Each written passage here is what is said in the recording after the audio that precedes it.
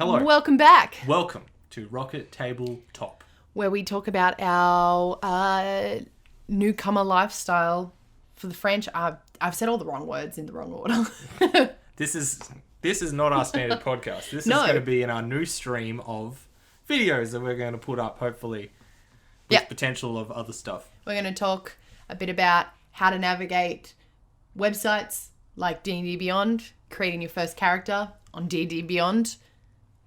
We're using dndBeyond because it's easy to capture without Yep. having like a big setup on top of a piece of paper. And dndBeyond. And dndBeyond. So if anyone's watched our content before, we do have a few created characters that we've done already. Yep. Like Peter and Alana Dale. Yep. Which was based off characters that we made in our podcast, Yep. which is Rocket Table Talk. We had a bard and a druid. Which is, we also had other ones, but I've actually deleted them from Yeah, now. you can see them now. Yeah. So Jazmin is about to start playing in a new campaign, and she wanted to create a cleric for herself. Yeah, I need a Healy boy / someone who is going to just fuck shit up damage wise. Yeah. And do you know the setting of your campaign? Yeah, we're doing a wild mount campaign, which is exciting. Wild Merit. Wild mount. Very Wild good. mount. We're doing a critical role Hey. campaign. I need to look up. Luckily, we've already bought the source book, so we can use No it. way! Is it in here? It's in D&D Oh my Beyond. god! Where is it? Collections. You're in the wrong. You don't know how to navigate Source. There we go. this. What a noob. Where is he? Wayfinder. Where is it? Explorer's Guide to Wild Mount. That's it. I don't think I paid for it. We got a physical. I don't think We're going to find out. Oh, I did buy it. I was like, you buy everything. Yeah, okay. That's so bad. For people following along, both Doug and I will buy nearly every book, any source book, 100%. Doug's a digital person. I buy physical. It's a personal preference. I like having bookmarks in things and knowing how to open the book exactly correct. Whereas Doug is a minimalist. And I hate having lots of things. Yeah. So That's why we're my destined way to be around it together. is digital. So Yes. let's create a new character. Character creation. I was like, where are you doing this? Where's the mouse? The mouse is on my Down lap. there. So if you've never used D&D Beyond to create it, you obviously have, I obviously have. The first thing is selecting how you want to do it. You can either, if you've never done it before, D&D Beyond will do a very quick build for you, using the option of quick build. Which is cool. Randomize, which as it says, creates a character of any level with random statistics by setting parameters. Which is fun. Which is like if you're very good with the game, you know kind of bits of the ins and outs. You just don't have the energy to build a character from scratch. Yeah. And you just want to start playing with anything. That's a great way to do it. Or, which is the option that we're going to do, which is the standard option. And if you're brand spanking new to D&D, there was an option as well that can walk you through it. Yeah. But we're going to just do that We're ourselves. not going to do it. Before we get started as well, some things you will need with D&D Beyond is to purchase the player's handbook, or at least it gives you the option to purchase the races or class that you would like to play with. Yeah. Which is really clever. So if you don't want to go out and spend $30, I think, or $25, Something like that. you don't have to. You can just pay for a cleric if that's what you definitely want to play as. And if you were going to be spending lots of money on D&D Beyond, we recommend the order that you do it in is don't buy the source books unless there's a particular race that you need or something like that. Go with like the basic ones. So if you're DMing, get the DM's guide. If you're not going to DM, don't buy it. Get the player's handbook, get Eberron, get like Wildmount if you're doing a campaign in Wildmount and you know there's going to be some stuff in there. Do stuff that's relevant to you first and then expand your collection from there. 100%. And if you really want to save money as well, D&D Beyond also offer a subscription service, whereas if you pay I think if you pay the DM's master, you actually unlock everything Cool. to use as That's well. awesome. So it's actually... Do I got fluff? you do have fluff. Yeah. So it's cheaper if you want to pay a subscription service. So when you do play, you only need to... you have everything unlocked, and when you stop playing, you stop paying for your subscription service. Yeah. Doug and I like owning everything all the time, so we've bought all the books individually. So, getting back to it. Jazmin, this is your character. This is going to be your cleric. What is the name of your cleric? I don't know yet. I don't know if it's a he or a she yet. I like doing that when we come back. Cool thing is you can do it at the end, but giving it a name is important. What do you think? It's your character. Names? I don't know. I don't know of any healers. Alright, we'll leave it at the moment. Nurse is there going to be lady. any homebrew content? No. None.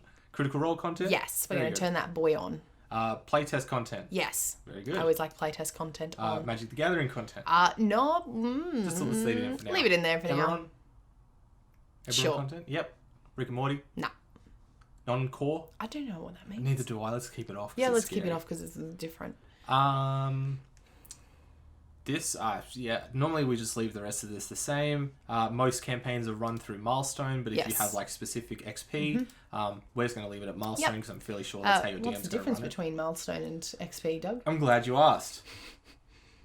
XP is based on different interactions within the game, whether that be quest completion or killing of monsters and mobs. They all produce a number of XP, which is then shared between all the party members that were current or close, or depending on what exactly the terminology is that DM has decided.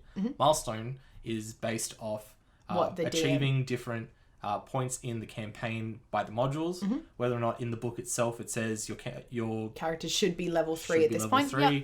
And then that's up again to the discretion of your DM. Since you're not DMing this time, we're not 100% too sure. But we're going to assume milestone. But at any point you make a character in D&D Beyond and you need to fix it. So for example, if we change from milestone to XP, it's actually very simple to change that as you go. There you go. Once you've finished a character. There you go. So everything else seems like we're going to just leave it the same. None of this is going to be relevant to us. So the only thing that we're going to come back to on this page is going to be the name and potentially putting a portrait to it too. I always put a portrait. We pay for it, we might as well. So naked, most important thing. What it's a race are you going to do? Did you want to do something specifically from Wildbound? Explorer? I don't know if they've got exclusive races. It doesn't look like they do. Let's go through them. D&D also alphabeticalizes, makes it real easy. What are you feeling your cleric is going to be? I don't know. Let's scroll through and have a look. See if there's anything I feel like you could be a Furberg. No, I don't want to be a Furberg. Okay.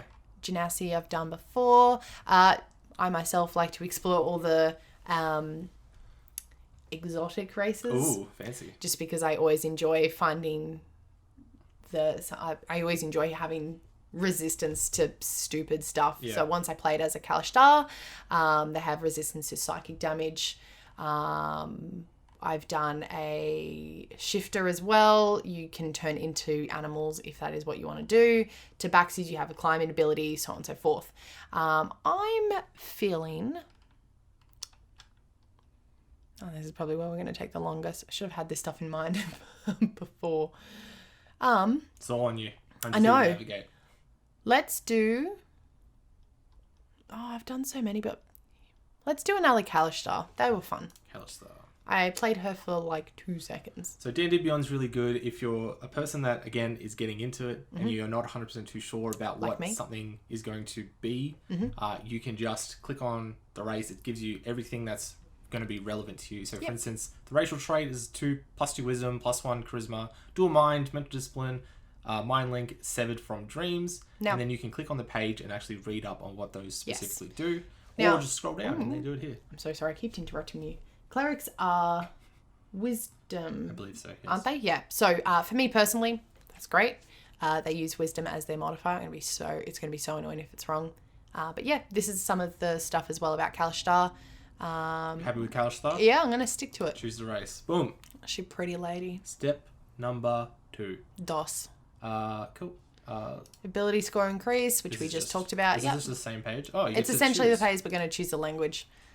What do you want? Let's do Elvish. Elvish, you reckon? It's a common language, but I think it's super relevant sometimes. So you just know that because you are a DM. You know that's me. Models. You've got your common languages. Obviously, all creatures besides, I think, kobolds can speak, read and write common. And then you've got your uncommon languages like Dwarvish, Elvish, Undercommon, and I think I'm missing one more. Abyssal? No, Abyssal's, I think, an exotic one. They're normal languages that other races can read and write. So, for example, giants, I think, write in Dwarvish, and so on and so forth. So there's a lot of crossovers when it comes to languages as well. I always used to think if I'd be able to speak like Celestial, that would be super cool and important, but as a DM, it never came up. So I'm not going to do that. So we've decided on Cleric. Yes. You're definitely being a Cleric. Boom. I was going to say, did you want to show off some of the other cool classes that you could potentially play as in D&D Beyond? Because there are ones that aren't out in the official books yet. Yes, all of these. Yeah, You Blood can Hunter. Blood Hunter and Artificer, which Thank are both you. in books. Artificer is Blood Hunter is not. But isn't Blood Hunter in Wildmount? It didn't make an appearance. You can't actually play it as a race. You can come across As them a race, you villains. reckon? Class. So you could be a Blood Hunter if you're using D&D Beyond, or you could just download the PDF and Do it that way. learn about it. Artificer used to be the same, but now it's out in Eberron. But we're going with Cleric. Big old Cleric. We were boy. correct. We saw that the primary ability is going to be Wisdom. Saves our wisdom and charisma. Awesome. Spellcasting. We get our own spell books. Everything that you want to know specifically, or you could watch our podcast about Clerics, episode 4. What do you reckon? Yeah, we have a video of it. Yeah, I think it's 4 or 5. It's in there. If you Yeah, look up video. clerics, it's there. Cool. Hit points. 1d8. It's the same Boy. that's going to be in the player's handbook. This is the Yes. tankiest character you've ever played. No, all mine are 1d8s. No, rangers are 1d10. There you go. Yeah, rangers are tankier. But I don't have as... the armor class isn't as good. I There mean, you go. the armor that you can have. There you go. Yes. There you go. Yes. I can get Uh, medium armor. What proficiencies were you planning on getting? Let's do... Any of these? Let's Don't do... forget that your background gives you different proficiencies. Yeah, they do. Which Don't you can, be- again, always go back and change them. Don't be a DM about it. Just pick one that you like. Let's do religion. Religion. Yes. Very good. Because clerics are religious boys. Is it a boy? I don't know. I'm still not feeling it just yet. feeling it? I think a female, but we might change later. And history. History. I'm going to do history. History, when I played Cracker, my first cleric, we All the talked time. about it a lot, was very useful. We had a lot of history checks, and a lot of it came up that I was helping the party a lot more than anyone we else. thought. Just because I had proficiency I had in like history. 6 other proficiencies. Never needed. Cool. Divine Domain. This is where it's going to take the most because cleric have the most subclasses of any class. Yes. Not by a little bit, by a fucking lot. So we went through these in detail again in our cleric episode of the podcast, Rocket Table Talk, episode 5. Yep. Um, War Domain. That's speaking to me. that's speaking to you. I think maybe Forge? Arcana? Arcana, you reckon? Yep, Let's up click the on it. top. Let's do it. What's that one? Let's find out. I think it shows you. When you choose this domain at first level, you gain proficiency in the Arcana skill and gain 2 cantrips of your choice from the Wizard spell list. For use, the cantrips count as cleric cantrips. Ooh, so you get more cantrips. Ooh. What about the war one? Let's look at war. You get Bonus a bonus proficiency in martial weapons and heavy armor, and you get War Priest. Your When you god attack, delivers you bolts of inspiration to you while you are engaged in battle. When you use the attack action, you can make 1 weapon attack as a bonus action. So you get 2 attacks per attack. Nah. Let's do the Arcana one. I But want to be then, magic. if you get multi-attack, then you get several attacks. Stupid amount. I think I like the idea of magic. I always lean towards magic as all my classes. I don't think I've ever played a class that doesn't have magic. Hey, now that we're recording this video, I can do something I do to you all the time, and that's shucker you when you make a point. So shuckers, let's move on. What other 2 cantrip spells are you plan on taking? Let's have a look. I shouldn't lean so close to the microphone. That's okay. No one listens to you anyway. I'm just so rude today. So you do get 2 of these, don't yep. forget. If you are new to this and you don't know what any of these spells are, you can take your time to go into the search bar right up the top. I'm going to show you guys in the video. Up here, you can even just search for the individual spells and they can show up. Otherwise, in sources, it is not source. Gambles. Yeah, you can go through the spells here as well, which is really cool. But we're not doing that. Which we do have a planned episode to go through and Well, it's going to be a long boy, but yeah, Long boy. we are planning on doing that one soon. Prestidigitation. It's pretty good. Well, there's mending. You can do a little bit of healing, like you said you wanted to. Mending doesn't heal. Well, it fixes stuff. You can It heal does. doors and candles. It does. This is all you. I know, and I'm like, I feel like I have to rush this, but I don't. apologies. Jazmin had a bit of a... She had a brain fart. Had a brain fart. Took me a while to get to it, but we're actually going to decide to go with the grave domain. Grave domain. Which is really fun. Scary. Play with death, you play with health. I get to heal peoples. I get to fuck people up with some death spells. That's right. It's really fun. And there's some really cool gods in there because I would love to play a character, particularly Cleric, where deities are important, which is really, really fun. I'm going to keep Bane. I'm going to potentially change the other spells later, but I don't know if we'll get into that now. D&D Beyond just gives you the option that after you sort out your class features, you can start dealing with your spells, which is really good. So again, if you don't know what you're doing and you need a really helpful guide for it, this tells you that at level 1, you're going to have 3 cantrips and 1 prepared spell, but you know 17, as well as knowing Bane and False Life on top of that as well.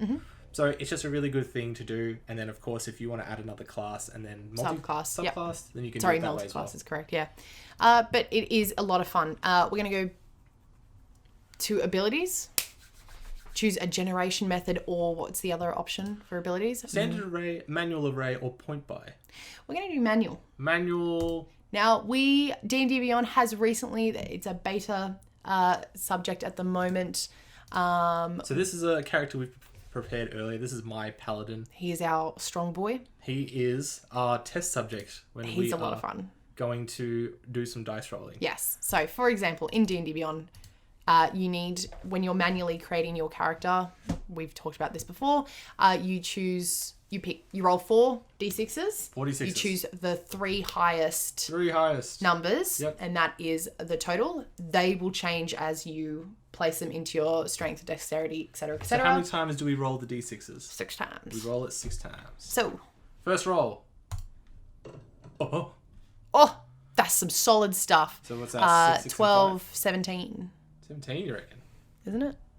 20. On the screen, you can see it also tells you your grand total, but we're going to take 3 off because it was the lowest number. Then I should be able to. You just press clear. All that. I was going to roll again. Yes. 1, 2, 3, 4. Yep. Oh, another solid one. 14. It's 14 is our next roll. Again. Oof. God, I love this. Yes. Take away the 1, 11. 13. 13 again. Cool thing, we have paid for the... which one was it? Oh, Theros. That's the other new book. Yes. Theros dice.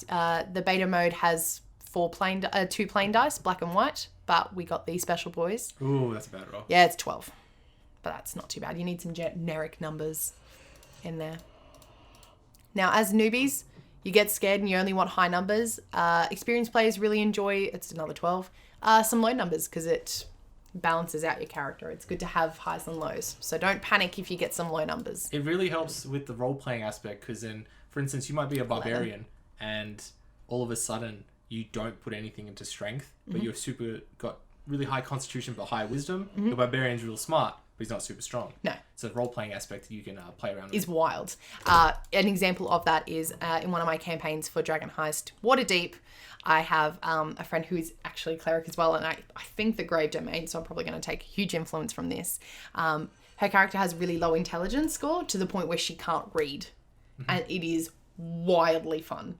It is hilarious watching a character figure out how to work around not reading. So I rolled it 7 times by accident. Yep. Well, we've got 6 rolls here. I've written it down. We've got a 17, a 14, a 13, 2 12s, and an 11. So no detractors. No negative modifiers. So, biggest number. What are we putting it in? I'm always going to choose my wisdom. Clerics are wisdom people, so that is where our high boy is going to be. 17 is done. We got the 14. Let's chuck that into Constitution. Ooh, we're going to have high health. I want a high health, please. Nice. Yep. 13. What's our lowest one? Strength for 13. Strength for 13. 12 and 12. Let's do charisma and dexterity is 12. No, let's do intelligence 12. Yep, no, that is correct. And dexterity 11. I heard what you said, but my brain And you said, didn't. you don't No. want to do that. No. So what we've done is we've rolled the dice, we've manually put it in now. The fun bit about D&D Beyond that you don't have when it comes to, obviously, on a piece of paper, is it calculates your race features. Yes. It calculates your class features, and it spits all those numbers out for you. So you can see it here. gives you your modifiers, and then that tells you how that's broken down. So it's like the racial bonus, for instance, for the wisdom. Like, you would probably not want to upgrade that when you level up. And get your ability score. It is pretty much maxed out, which is fun. Cool. Happy with how that goes? Pretty happy. We're up to stage 4. This is a fun bit. I mean, I enjoy it. So what is the background of your cleric going to be? Bum, bum, bum. Here we go. Where has my cleric been, Doug? I think it's a she. I think it's a she now. You've definitely sorted I've sorted the she. Is it a criminal? No, I don't think she's a criminal. Is it a cloistered scholar? I don't even know what that means. Neither do I, but it sounded funny. Now, backgrounds from a newbie point of view, there's a lot there, and there's a lot to read. Don't panic. The things that backgrounds give you is they can change your modifiers, because depending on where you've come from, starting gold, it can change your starting gold. It can actually change some of your modifiers, because you might have a +2 in it might give you skills that you didn't have in your other classes. Skills, or give you languages that you can learn. Yep. Depending on where it is, where your character started can really influence your stats in the game. So it might seem overwhelming. Don't panic. If you just have the players, there's enough in there. I think there's 15 of them in there, which is a good chunk in there. As you've created your character, you probably have a rough idea anyway of where your character has come from. So this is Stick to your guts. This is all just for role playing as well. Yes. Like, don't get too into it. No. It's the really extra skills are fine. You can always pick features later that get you those skills anyway. Exactly. So it's part of it. For now, let's chuck a noble in there. Because why not? I'm sure you're always a noble. I've never played a noble. Diddly-dee, you've never played noble. I always pick Outlander. Every single time for my droid. Sorry. 100%. So this is everything that would be described to you in the player's handbook. Yep. As you can see there's a section that says work with your DM. I'm sorry. Jesus. Come with appropriate title and determine how much authority that title carries. Whether I stick to this is a different question. But we're interested in this stuff, which is the choosing a skill, a Tools. Proficiency in a tool, and a separate language. But you also get the skill proficiency of persuasion. Yes, which it's is automatic. Awesome. Yep, which is fun because I didn't pick that before. You did not. No. So, another skill I am going to choose is I'm going to do perception. It is a nice one to have, I think. Nice. Not as just as a DM, but from a player's point of view, perception is like the number one skill that you regularly use. Fair enough. So I always tend to lean into it. What tool are we going for? All of them are kind of lame. What do you mean? Let's do some dice sets. I love dice. I'm a little dice goblin as is. And language. Let's do something exotic, because why not? Norse? Maybe orc? Orc isn't that exotic, but... Have you read any of the Critical Role content? I have not.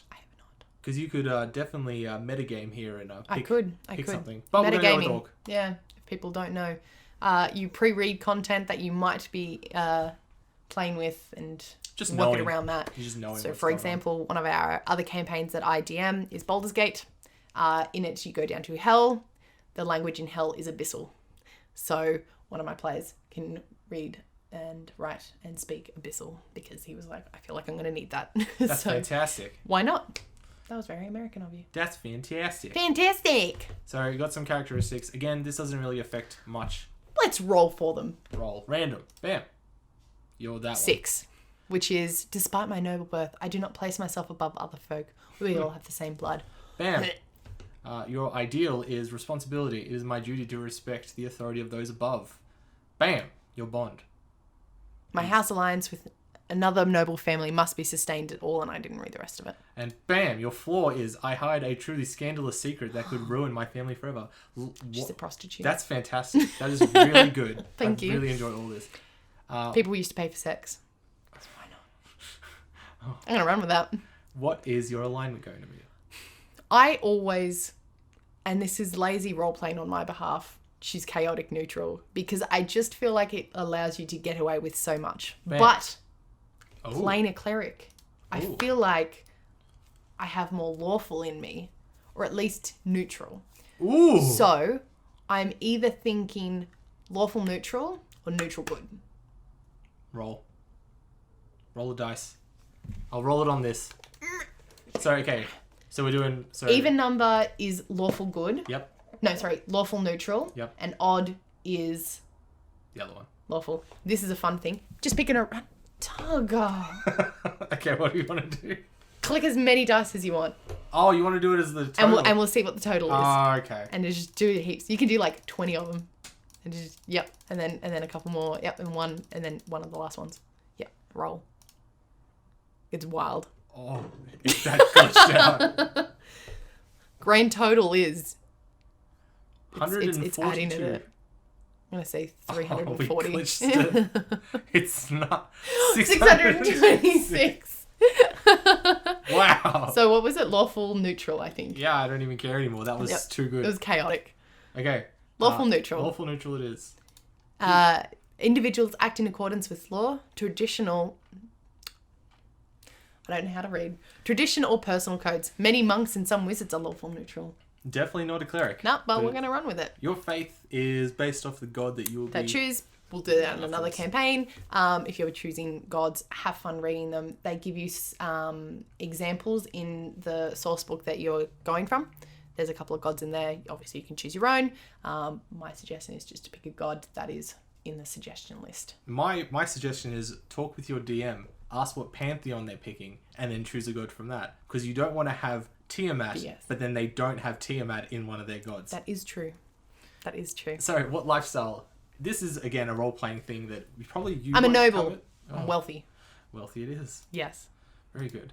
And are we going to do any of this right now? No, but if you want to get into the role-playing aspect, that is a fun choice. And there's some extra notes if you want to do some extra backstory. Yes. Which is fantastic for people that want to enjoy their role-playing. There are campaign settings like Waterdeep Dragon Heist. I'm trying to think of some other heavy role-playing ones. Tales of the Yawning Portal. But they're very heavy into the role-playing. Don't make fun of me. Have you picked a name? We're going to the fantasy name generator. Yes. Ravana. No. Rontis. Nope. Clerigog. Nope. Deuturium. Lacus. How about Tapas? I'm not doing tapas. Naeus. Nope. Naeus actually wasn't that bad. Keep going. Oh, you got 3 more rolls. No. Gia. No. 1 more roll. You're stuck with this. No, I'm not. Yes, Go you back are. to Gia. Gia it is. Oh. Dog. At least capitalize. Jesus. Oh my god, everything Can't is do it. going wrong. Nailed it. Very good. All right. Gia is the name of your character. Done. Next. Equipment. Now, 2 things that you can do. You can either use currency and buy the weapons that you want, or you can have starting equipment, which I always recommend anyway. Player's Guide has a set list of things that you can start with. Yeah. If you're experienced, you know what you want. Let's play with equipment. Let's start with that and show some newbies. So, you have to be a mace because you are missing the required proficiency. Mace it is. Mace it is. Scale. Scale mail. Yeah, let's get that. Light Let's get that crossbow AC or up any there. simple weapon. You're going to use a crossbow? at all? Simple weapon. Simple weapon. What would you like? We're gonna do a A boomerang? no, A slang? no. Shipper? Dirt? Let's do a hand axe. Hand axe it is. And your pack is going to be Priest pack. priest pack. Yeah, I'm doing a religious boy. And you get a shield and a holy symbol. Is it going to be an amulet, an emblem, a reliquary, or a holy symbol? Let's do amulet. Oh, an amulet. I know what that is. It's a gem. Is it going to be Reneva Ravenstone's one? Name a Ravenclaw? Sure, I don't care. I Is don't that watch who you're that. saying? I don't watch that bad TV. You also start off with, because of your noble background, a set of fine clothes, a signet ring, a scroll of pedigree, Scroll of pedigree. and a purse containing 25 GP, which stands for gunpowder. It does not. It definitely does not. Add starting equipment, please. Bam! And now, one thing that I personally don't like about how dndBeyond operates is we have to allocate active items. I agree, because obviously we want to start with our So you have wield, to yes. wield and Wield. wield and wield And and wear. wield. That's it. Yes. But it's really annoying when you start like the fighter and like you have like a lot of weapons. You get to your viewing page and your AC is Less. 6, and you're like, how did that happen? Yeah. So that's your... Starting equipment, you get it from your background and you got it from your class and all that kind of stuff. That's what we're going to do. Hey. This is the fun bit. And shuckers, we have now completed it. Yeah! Let's have a look at it. View your character sheet. If you are like us and like to spend money, Highly recommend it. yep, you can change what your background looks like and all that fun stuff. So we will be. Your character frame. Yes. Let's do animated chin on fire. I don't know. Point to it. That one. Which one? This one? Yep. Ooh, I love it. Very good. That's what we're going to do. And you can also change the theme. Yes. Let's keep scrolling, keep scrolling, keep scrolling. Brass. Let's do Haze. Goldie. Goddy? godly. Let's do godly. Yeah. I can't read from this Goaty. angle. And final thing is You can even change the backdrop. Yes, which I really love. Keep scrolling.